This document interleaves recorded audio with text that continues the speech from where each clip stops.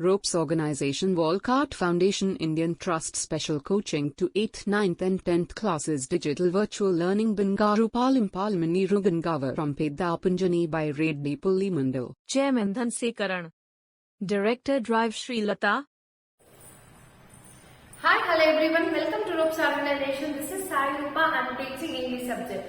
Before the classes, we are explaining about the sound of music, right? So already we are explaining how who is she? She is the Evelyn Glennie. You already explained, right? So let's see the second paragraph.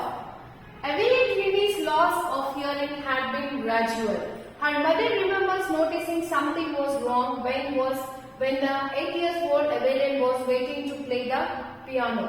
They called her name and she didn't move. I suddenly realized she hadn't heard, says Isabel Glennie. For quite a while, Evelyn managed to conceal her growing deafness from the friends and teachers. But by the time she was 11, her marks had deteriorated and her headmistress urged her parents to take her to a specialist.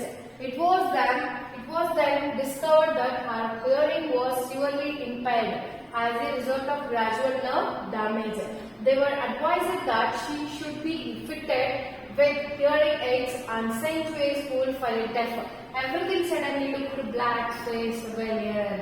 So ఇక్కడ paragraph ఎందుకంటే నేను ప్రతిసారి చదువుతున్నాను because me pronunciations అనేది very very important అండి. నేను ఎప్పుడు కూడా మనం ఇంగ్లీష్ నేర్చుకోవాలంటే first we need to learn the pronunciation. After we can observe each and every point here. Evelyn Glennie's loss of hearing had been gradual అంటే కొంచెంగా ఆమె లాస్ అవుతుందంటే తన యొక్క హియరింగ్ సెన్స్ ని, అంటే తనకి చెవులు అనేది నిదానంగా కొంచెంగా అక్కడ పర్సంటేజ్ ఏమవుతుంది, ఆమె లాస్ అవుతుంది. ఏం లాస్ అవుతుంది ఇక్కడ? She's losing her deafness. So her mother remembers noticing something was wrong when the 8-year-old Evelyn was waiting to play the piano. So her mother remembers, అంటే వాళ్ళ మదర్ గుర్తు చేసుకొని చెప్తుంది. ఏం నోటీస్ చేసిందంటే wrong when the 8-year-old Evelyn was waiting to play the piano. ఆ అమ్మాయి piano అనే ఒక ఇన్స్ట్రుమెంట్ ప్లే చేయడానికి వెళ్ళింది. సో ఆ అమ్మాయి ఇప్పుడు వాళ్ళ మదర్ ఏం అబ్జర్వ్ చేసిందంటే they call her name and she didn't move. అక్కడ వాళ్ళు పిలుస్తున్నారు, they calling to the Evelyn Glennie, but she is not moving anything. అంటే ఆమె అసలు ముందుకు వెళ్ళడమే లేదు. ఎందుకంటే they call her name and she didn't move. ఆమె పిలుస్తూనే ఉన్నారు వాళ్ళు ఆమె పేరుని, కానీ ఆమె ఒక్క మూమెంట్ అంటే ఇలా కొంచెం ముందుకు కూడా వినిపించడం లేదు. Because she's not able to hear. So I suddenly realise that she didn't hear says ఇస్బెల్ గ్లెన్నీ. నాకు అప్పుడే అర్థమైంది అసలు తనకి అసలు ఏం వినిపించడం లేదు అనేసి. For quite a while Evelyn managed to conceal her growing deafness from friends and teachers. So Glennie ఏం చేసిందంటే if anybody they know about she is a deaf means everybody they will think they will irritate her and suppose they will to tease her. Yes, so ఆమె tease చేస్తారు, ఇలా చేస్తారు అనేసి ఆమె ఏం చేసిందంటే దాన్ని చెప్పడం ఆపేసి దాన్ని మేనేజ్ చేయడానికి ట్రై చేసింది.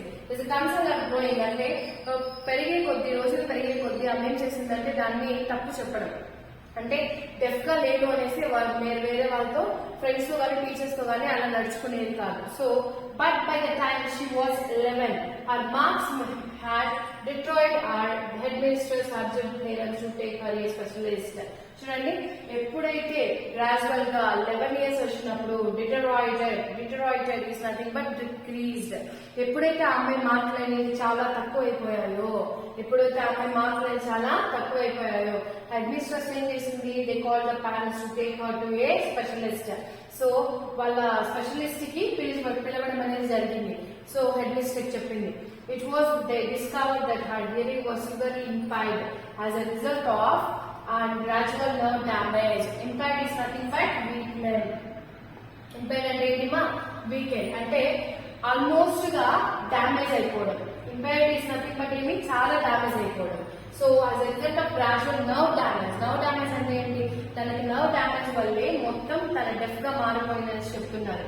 They were advised that she should be fitted with hearing aids Saint Clair School for the Deaf. Hearing AIDS అంటే ఆల్మోస్ట్ అంటే ఏదైనా ఒక ఇన్స్ట్రుమెంట్ యూజ్ చేస్తే కానీ ఆమెకు వినిపించదు.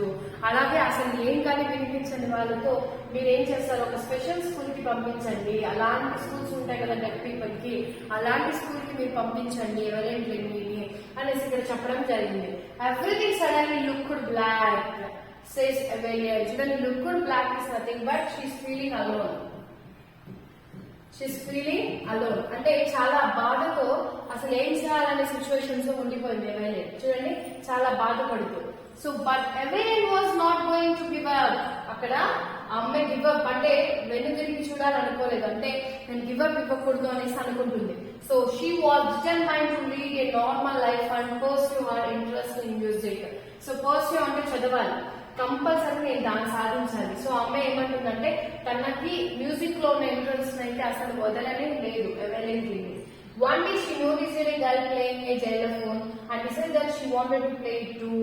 Play it too అంటే ఒక రోజు xylophone అంటే ఇక్కడ చూడండి, this is a xylophone. It's one type of instrument.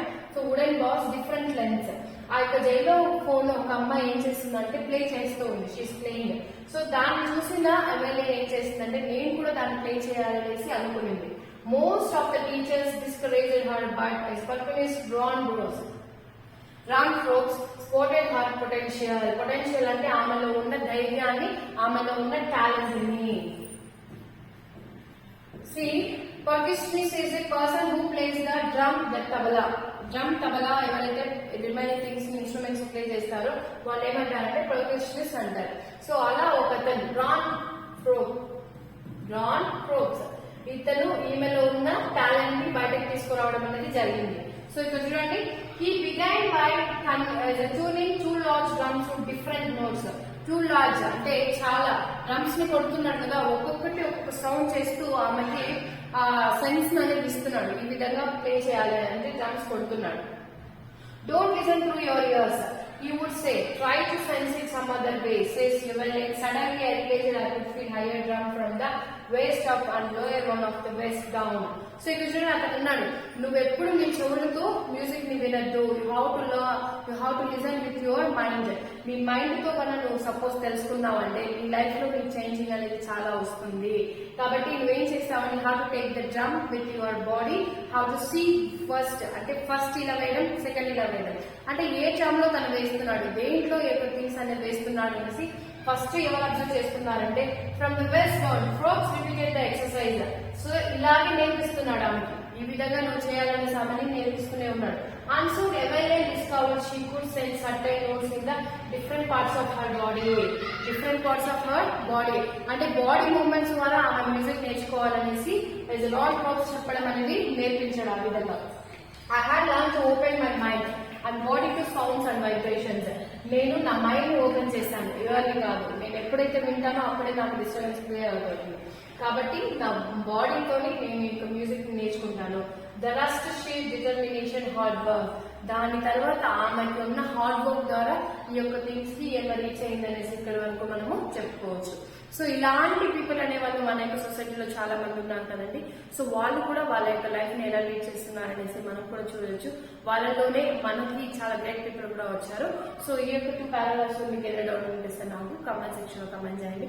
Thank you.